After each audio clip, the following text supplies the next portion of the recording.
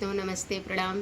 आप सबको कजरी गीत सुनाने जा रही हूँ गौरा शंकर जी का। जैसा भी लगे आप कमेंट बॉक्स में बताइएगा कैसा लगा आप सबको।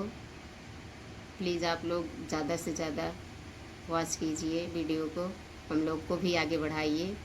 बहुत उम्मीद लेकर आए हैं चैनल पर, हम दोनों बहन का सपोर्ट करिए प्लीज़। डोली चढ़ी चलली गौरा गमनमा, हाय बेदर्दी समनमा डोली चढ़ी चलली गौरा गमनमा, हाय बेदर्दी समनमा लाल ही डोलिया लाल वो हरवा, लाल ही डोलिया लाल वो हरवा, लगी गए चारी कहाँ रवाना। डोली चढ़ी चलली गौरा गमनमा, हाय बेदर्दी समनमा बाबा के रोए से भीगे सिर पगड़ी, बाबा के रोए से भीगे सिर पगड़ी, मैया के रोए चुनरिया ना। डोली चढ़ी चलली गौरा गमनमा, हाय बेदर्दी समनमा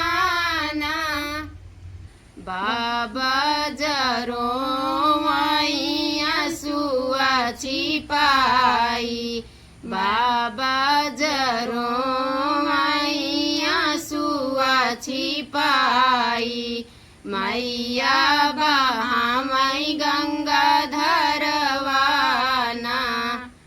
भैया जरो आई पकड़ी के डोलिया, भैया जरो आई पकड़ी के डोलिया, आज बहिनी होई है सपना माना।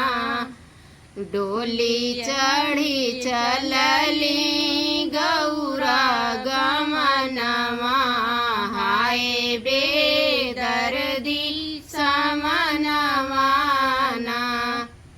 भाभी खुश होई के जाना चयंगनमा, भाभी खुश होई के नाच अंगनमा, चली गई घर का गरहनमा ना। डोली चढ़ी चलली गौरा गमनमा, हाय बेदर्दी समनमा बाबा जदी हले अन धन सोनमा, बाबा जदी हले अन धन सोनमा, मैया मोरी चटक चुनरिया ना। डोली चढ़ी गौरा चलली गमनमा, हाय बेदर्दी समनमा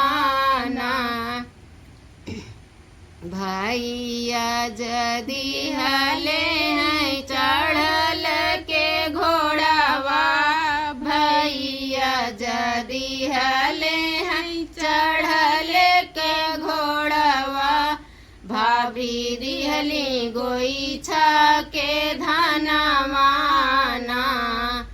डोली चढ़ी चलली गौरा गमनमा, हाय बेदर्दी समनमा चमकत जाला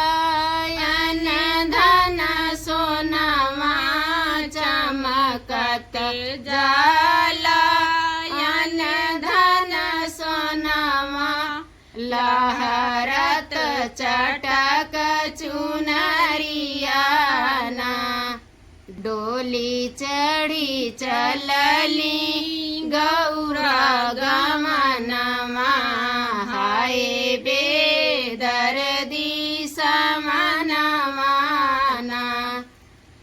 दौड़त जाला हो भैया के घोड़वा दौड़त जाला हो भैया के घोड़वा चुभई मोर गोईछा के धनवाना डोली चढ़ी चलली गौरा गमनमा हाय बेदर्दी समनवाना मैया कहेली बेटी नित उठियाइला मैया कहेली बेटी नित उठियाइहा बा कहे छठी मसमनवाना भैया